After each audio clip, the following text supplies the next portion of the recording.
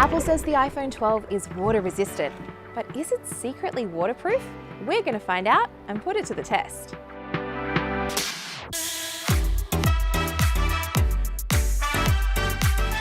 Every year, Apple increases the water resistance rating of the iPhone, and the iPhone 12 is no exception.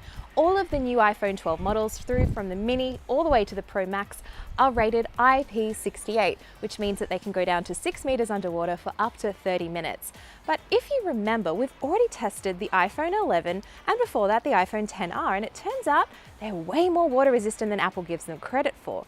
So we're going to go to the extreme in Lake Tahoe, California to test out the iPhone 12.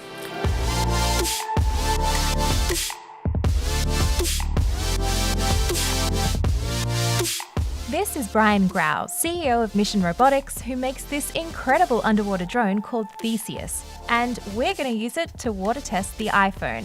So myself and my two other co-founders, we founded Mission Robotics with the purpose of basically advancing marine technology for ROVs, so remotely ones where you're controlling it, as well as autonomous ones where they're doing their own missions that you're pre-planning.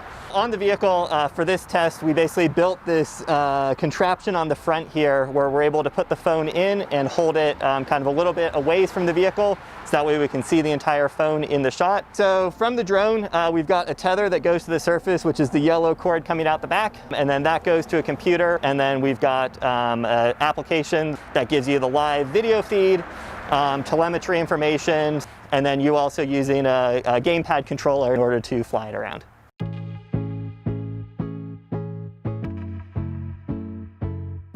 Time for the first dive, and we're testing the IP68 claim, which is 6 meters of water for 30 minutes.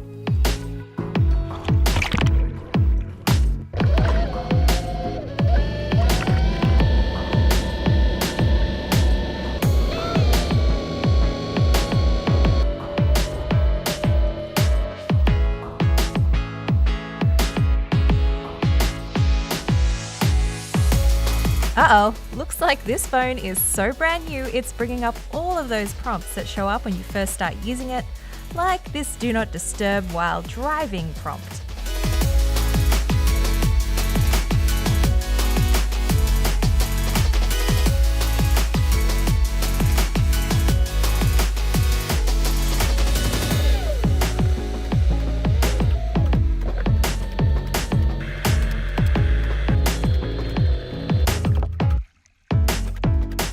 After 30 minutes underwater, let's run through a series of tests to see if everything is working as expected.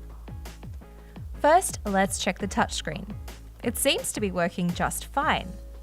The volume rocker also looks to be fine as well, responding to presses. Next is the cameras. We'll snap a photo on the back and the front just to check. And before we put the phone underwater, I did record a quick voice memo to play back just to see what the speaker sounded like after being dunked.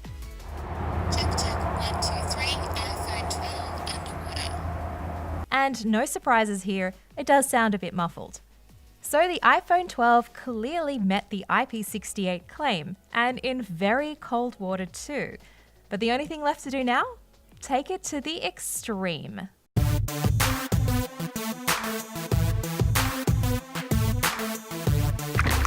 We're taking the iPhone down to 20 meters. Now this is more than 3 times the rated depth. Plus, the water is even colder down here.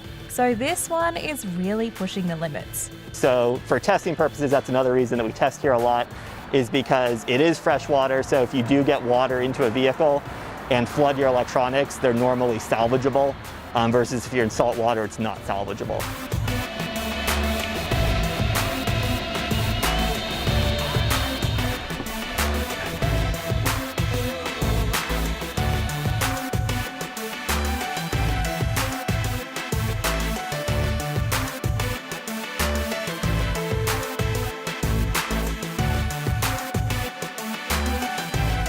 After 30 minutes, the phone is still going strong. So just for the sakes of it, let's leave it a little bit longer. After all, this is really outside the realm of real-world testing.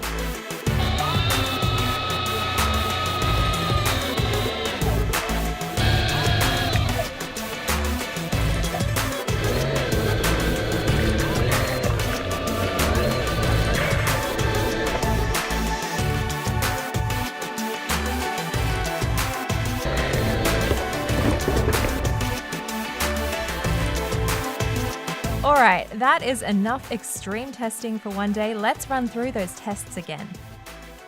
The touchscreen is working as expected, and the volume rocker is as well. The cameras look good, and we took another few shots just to make sure. And the voice memo again sounds a little bit muffled. Check, check, 1, 2, 3, iPhone 12 underwater. Which is no surprise after going so deep on the second dunk. So it looks like the iPhone 12 lives to fight another day. But we're not done just yet.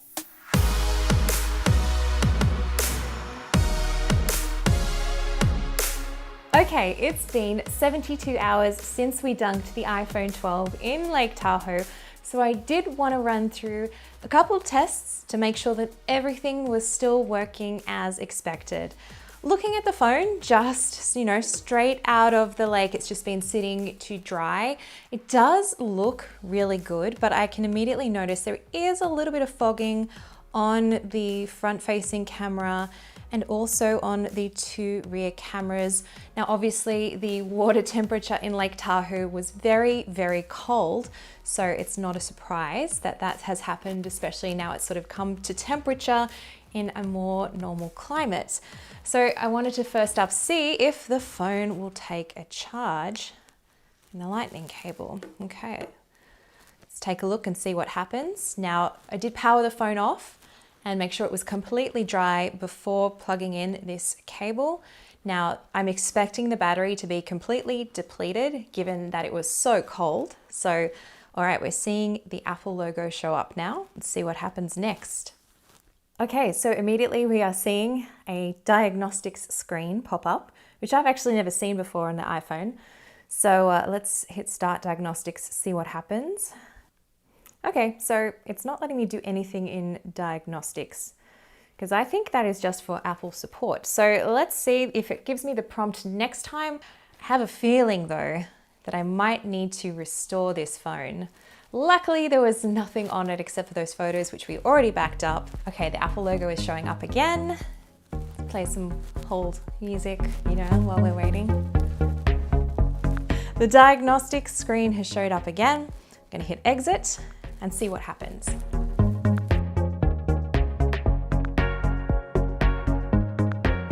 All right, we're back on the diagnostics screen. So it's not looking promising. So I'm going to try a hard reset, and now the battery has a little bit more life in it.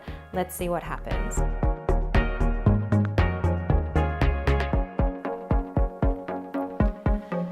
All right, back on the diagnostics screen. I am going to try plugging it into a laptop and see what happens, see if I can reset everything and get it back to working condition.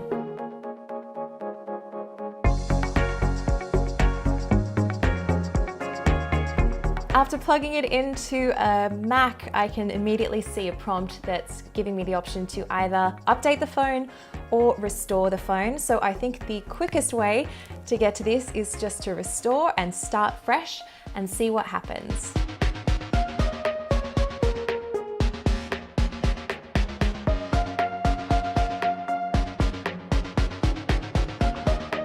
Okay, now we just sit and wait. I'm gonna make myself another cup of tea or another cup of coffee, and I will see you whenever this is done.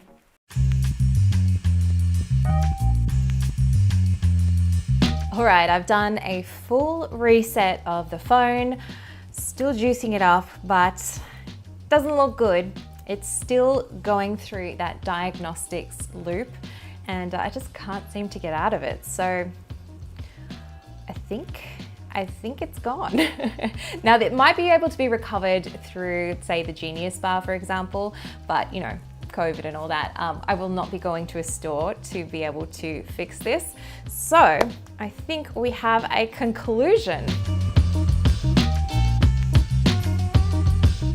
So it looks like we drowned the iPhone 12. Now, important to note is that it met the claim that Apple says in terms of water resistance. It went down to 6 meters for 30 minutes as per the IP68 rating. And Lake Tahoe is so cold. The water temperature was around 11 degrees Celsius at the 6 meter mark. And once it met the claim, and it still worked perfectly fine as you saw, we took it to the extreme and put it down 3 times its rated depth. So it's no wonder this poor little guy isn't feeling so good now. And of course, the water gets colder the deeper you go down. It was around 10 degrees Celsius when it was at that 20 meter mark. So all in all, if you put water on your iPhone or you dunk it by accident, it should be totally fine. Just don't take it to the extremes like we did. And of course, important to note is that water damage is not covered under warranty. So please be careful and leave the phone drownings to us.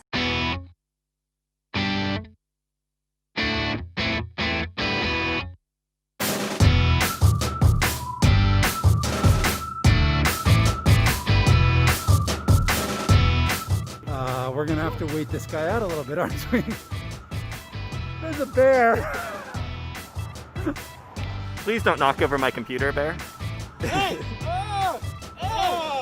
That's a bear. Don't take the ball. No, hey! No, leave me my bag. Well, that's a new one.